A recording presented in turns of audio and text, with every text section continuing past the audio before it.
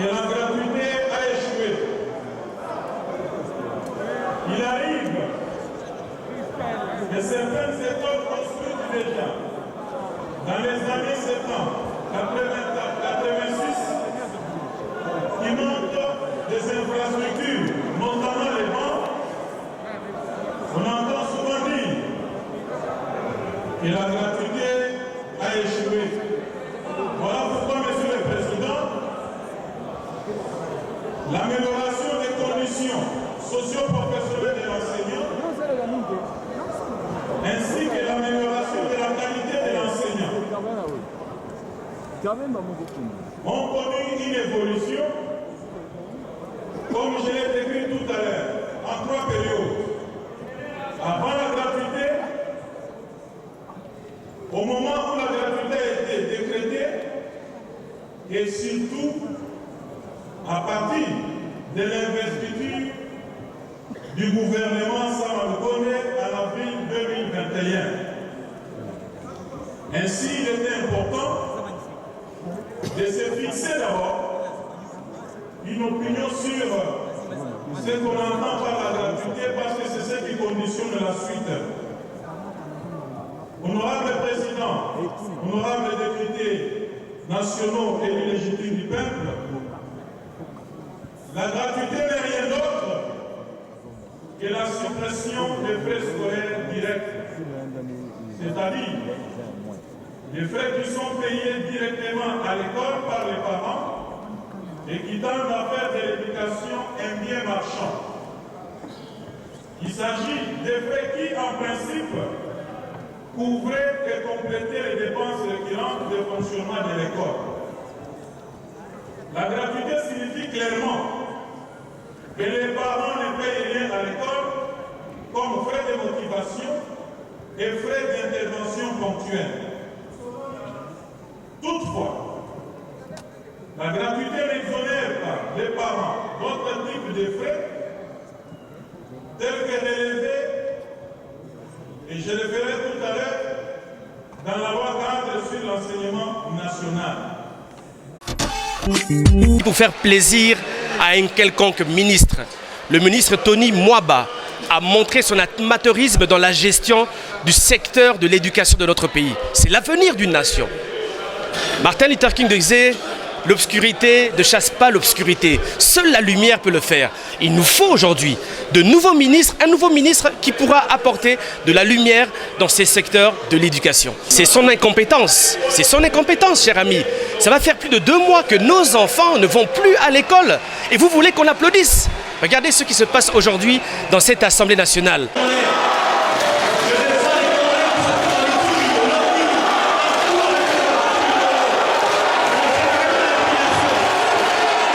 Des députés palissades, des députés corrompus qui viennent pour applaudir le ministre.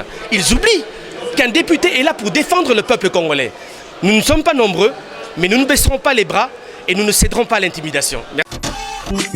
Nous demandons aux uns et aux autres de mettre du vin, de l'eau dans leur vin, car l'enseignant n'est pas un escalier sur lequel il faut monter pour y arriver, et aussi l'école n'est pas un champ où il faut venir se régler des comptes. Le fait Kasavubu, le premier président de la République démocratique du Congo, avait dit que le développement de ce pays ne passera que par l'enseignement.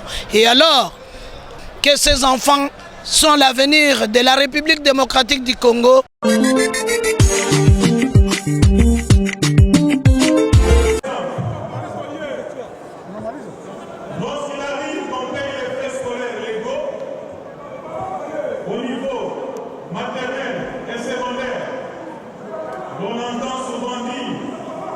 que la gratuité a échoué.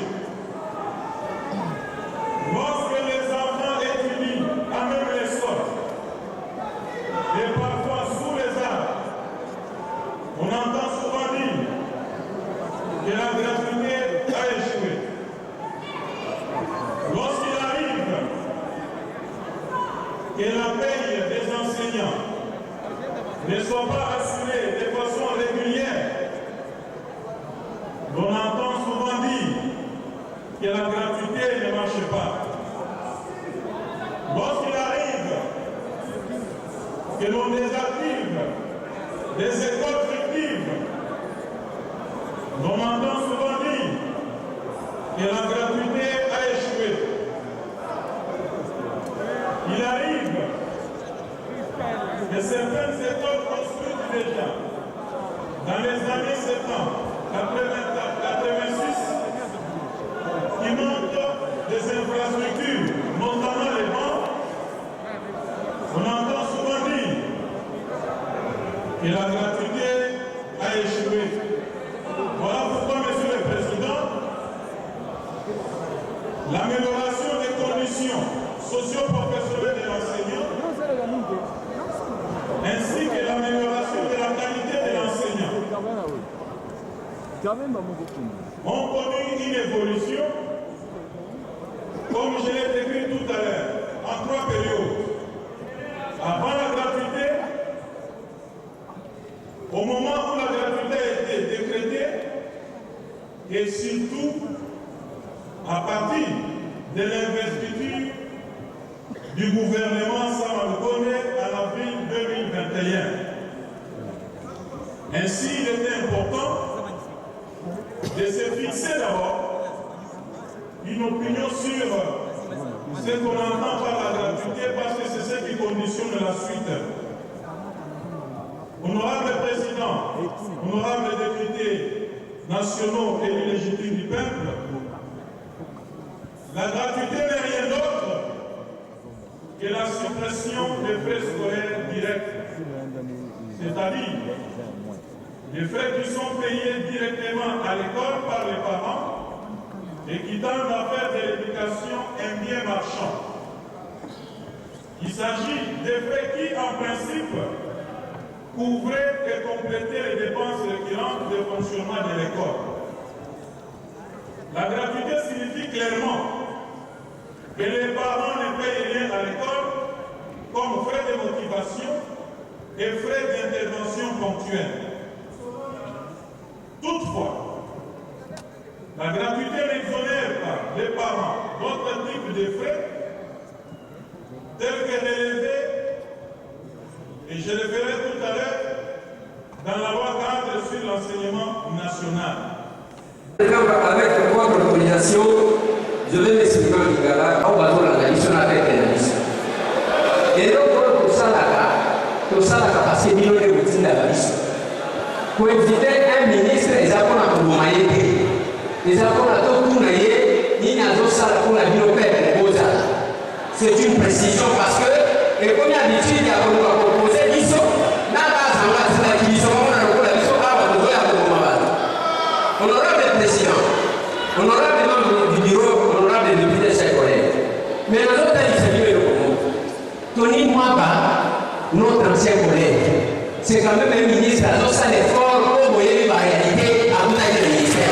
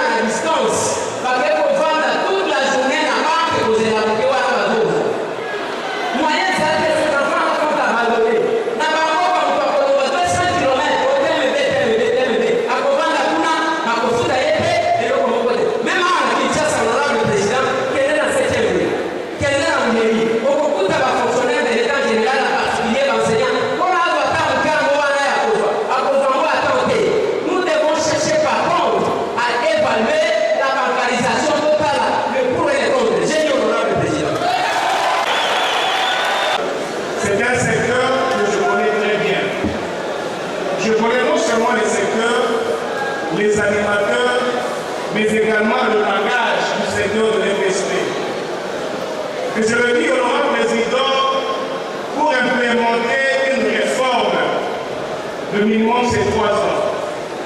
Ça, c'est une donnée intangible. Le minimum c'est 3 ans. Et le ministre Tony ne pouvait pas dire l'actuel gouvernement n'a que 8 mois à ma connaissance. C'est pourquoi on a toujours demandé à ce qu'on appelle la mémoire institutionnelle. Ne pas faire table de rase. Et je crois que le ministre Tony a compris cela. Il se base également sur ce qui a été fait avant en améliorant. J'aime personnellement à simplifier les choses. Aujourd'hui, le ministre pour le gouvernement se trouve devant un choix cornélien à opérer. C'est une équation en fait. Il faut à la fois améliorer et sauvegarder la qualité de l'enseignement dans un contexte financier peu favorable face à une exigence constitutionnelle que nous appelons gratuité de l'enseignement et devant un plaidoyer qui ne dit pas son nom.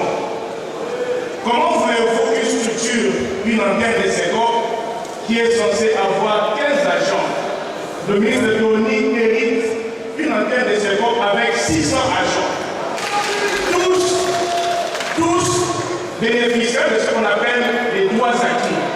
Je le dis bien, 600 agents ici à Montafla, il y en a 200, 300, il y en a. Tous fonctionnaires bénéficiaires de ce qu'on appelle les droits acquis. C'est une nébuleuse. La gratuité, il faut les moyens que l'État n'a pas. Encore. Il faut des infrastructures scolaires à grande capacité d'accueil. Il faut des manuels. Il faut aussi des réformes, des curricula. Ce sont des préalables qui, au fait, s'imposent à un ministre qui n'a que 8 mois. Devant moi, je n'ai pas un homme à battre. J'ai un homme à encadrer et à soutenir. C'est une invitation que nous faisons. Honorable Président, sans pour autant faire le plaidoyer, il ne faut pas qu'on nivelle par le bas. J'ai un principe dans la vie. Le groupe n'a jamais rien créé, c'est l'individu qui crée. Dans une société, il y a toujours l'élite. Il faut privilégier l'élite. Quand je vois Alpha Giri, je vois Bobo, je vois Consomi. C'est vrai, je suis d'accord avec vous que le grand nombre bénéficie de l'éducation. Mais il faut aussi trouver un miracle pour préserver, n'est-ce pas, l'élite. Pour conclure, Honorable Président, j'ai un message des enseignants de chez moi à Tchikapa, qui sont à Nyanga, Chamba, dans le territoire de Tchikapa. De son Excellence, Monsieur le Ministre, le flou artistique qui a entouré la gratuité s'est estompé. C'est-à-dire quoi? Ngana Zamwana, Nakola Mamuke na Birigiri, Kasabu, Ngadema, Nakutani na Bamamelo, il y a école Tricot. Par Excellence, nous ici, nous n'avons pas d'école primaire, mais nous sommes passés par tous les services où on nous a posé des questions, pourquoi nous avons ça la gratuité. Mais ceux qui ont commis une école, vous ne pouvez pas vous imaginer dans l'ambition ordinaire. Parce que ça, on a appris qu'on allait, maman, mère, on a appris qu'on allait dans la salle d'ordinateur, il y a ma machine pleine d'ordinateurs. Et comme il y a basket, et Zali na laboratoire, lokolo mwana tanga kina mwana lumurutete, kunde makope ya nkamba, to ya mazangu, école ya protestant. Donc tout est magnifique là-bas. Donc avec cette circulaire, je crois que les choses sont désormais claires. Telle affaire, vous l'avez dit. C'est extraordinaire que Bana ya école primaire, Bassala, examen à Bambo, il y a fin d'année, sans que Bafouta et Loko, le gouverneur Bachi à Sarakayabo, dans le temps de la province à Bobo centrale pour la base d'école secondaire. Ne serait-il pas possible que cela soit aussi subventionné, que cela soit subventionné, que cela soit éventuellement subventionné par les provinces en ce qui concerne les examens d'État? Je pense que c'est possible. Excellence, plutôt honorable président, la gratuité c'est formidable, la gratuité c'est constitutionnel, mais malgré que c'est historique. Pour mon âme, il y a Etienne Tshisekedi, Wamulumba, c'est-à-dire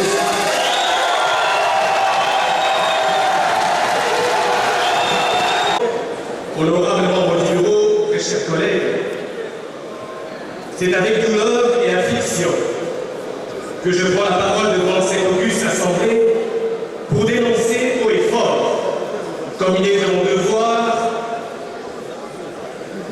de dire ce que nos compatriotes murmurent tout bas.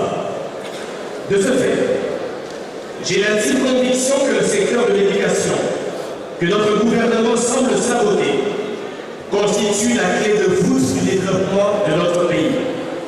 Car il est indéniable que l'éducation, qui est tout l'espoir du développement, ne soit négligée en République démocratique du Congo. Et lorsque je parle de l'éducation, je vise de toute évidence l'enseignant.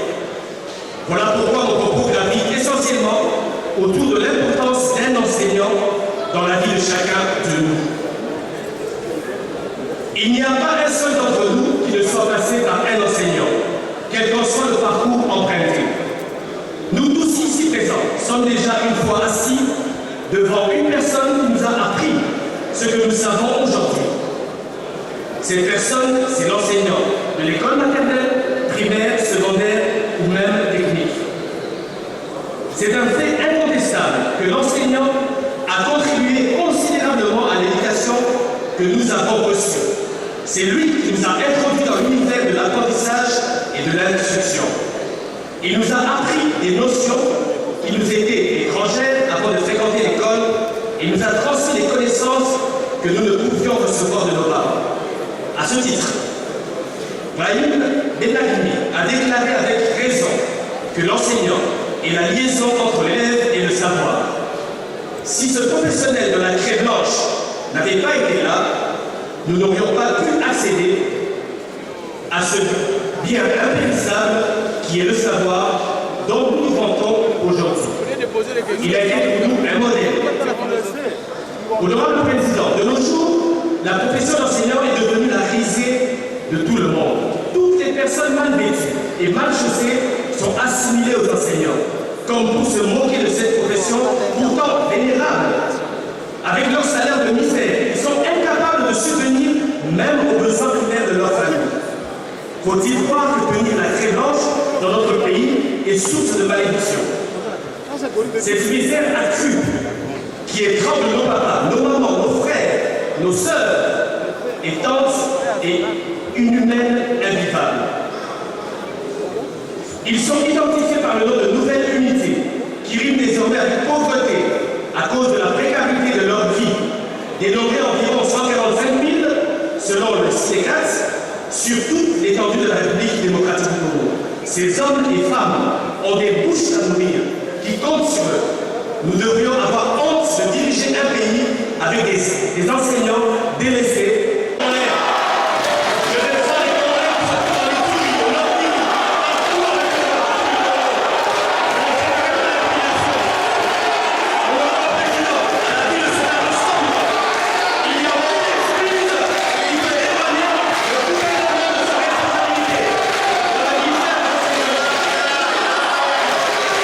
Pour faire plaisir à un quelconque ministre, le ministre Tony Mwaba a montré son amateurisme dans la gestion du secteur de l'éducation de notre pays. C'est l'avenir d'une nation. Martin Luther King disait « L'obscurité ne chasse pas l'obscurité, seule la lumière peut le faire ». Il nous faut aujourd'hui de nouveaux ministres, un nouveau ministre qui pourra apporter de la lumière dans ces secteurs de l'éducation. C'est son incompétence, cher ami. Ça va faire plus de 2 mois que nos enfants ne vont plus à l'école et vous voulez qu'on applaudisse? Regardez ce qui se passe aujourd'hui dans cette Assemblée nationale où vous avez des députés palissades, des députés corrompus qui viennent pour applaudir le ministre. Ils oublient qu'un député est là pour défendre le peuple congolais. Nous ne sommes pas nombreux, mais nous ne baisserons pas les bras et nous ne céderons pas à l'intimidation. C'est son incompétence, cher ami. Ça va faire plus de 2 mois que nos enfants ne vont plus à l'école et vous voulez qu'on applaudisse? Regardez ce qui se passe aujourd'hui dans cette Assemblée nationale où vous avez des députés palissades, des députés corrompus qui viennent pour applaudir le ministre. Ils oublient qu'un député est là pour défendre le peuple congolais. Nous ne sommes pas nombreux, mais nous ne baisserons pas les bras et nous ne céderons pas à l'intimidation. Merci. Mais je vous dis aujourd'hui que nous sommes une Assemblée nationale qui ont été corrompus par des palissades. Regardez aujourd'hui ce qui se passe. Les députés sont incapables de défendre le peuple congolais pour une question d'intérêt général, l'éducation nationale. Mais vous comprenez, on le prend avec beaucoup de légèreté et on amène des partisans de l'Union sacrée qui viennent huer les députés. Mais comme je le dis, nous ne céderons pas à l'intimidation. À l'extérieur, on leur empêche d'accéder dans l'enceinte du palais du peuple et on nous emmène des voyous pour huer et faire justement le djallélisme ici. Les enseignants que dans ce pays, tous les enseignants ne sont pas soucieux de assister à une telle plénière. Mais nous sommes censés aussi tous comprendre que ces enfants sont l'avenir de la République démocratique du Congo, car le fait Kasavubu, le premier président de la République démocratique du Congo, avait dit que le développement de ce pays ne passera que par l'enseignement. Et alors, nous demandons aux uns et aux autres de mettre du vin, de l'eau dans leur vin, car l'enseignant n'est pas un escalier sur lequel il faut monter pour y arriver. Et aussi l'école n'est pas un champ où il faut venir se régler des comptes.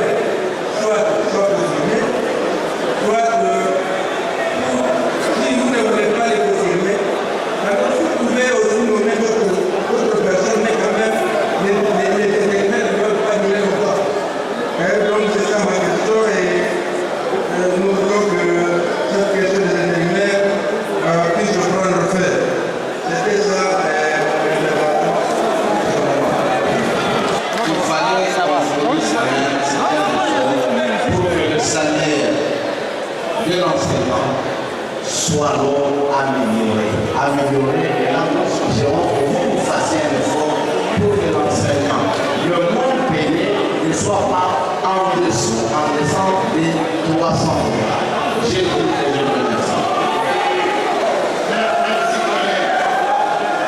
C'est là parce que nous-mêmes, nous avons étudié dans la gratuité. Si nous sommes là, nous avons étudié dans de bonnes conditions. Les enseignants étaient mieux payés et on nous donne les cours comme ce n'était pas les parents qui payaient nos études, c'est l'État qui payait. Donc si on revient dans le système où l'État paye les enseignants, ce serait la meilleure des choses. Honorable, aujourd'hui, on a vu ce qui devrait être fait comme dans d'autres pays. Les enseignants, les professionnels des crèches devraient prendre part au sein de cette plénière de séjour. Chose grave, on a vu par contre les militants qui sont venus accompagner votre protagoniste du jour. Comment vous digérez ça? Comment je digère ça? Je dirais que tous ces gens-là, que vous appelez protagonistes, que que vous appelez, c'est pas militant, que vous appelez enseignant, sont nos Olympiens. Nous avons été élus. Si nous sommes là, c'est par grâce qu'ils nous ont donné un plus, un tonus sur notre élection. C'est pourquoi nous sommes pareil du peuple. Tout le monde a droit de venir là-bas. Mais qu'à cela ne tienne, si les militaires viennent, ils ont voté. Si les enseignants viennent, nous ont voté. Qui est-ce qu'on va refuser? Donc ce débat-là, je ne sais pas entrer dedans parce que c'est tout le monde. Avez-vous des recommandations à faire au ministre Tony Mwaba? Recommandations, je pense qu'il a le chemin à faire. Il a un long chemin à faire. Et quand il faut faire un chemin, on commence par un pas. Et le pas qu'il a fait, il doit augmenter. C'est ce que je vais lui recommander.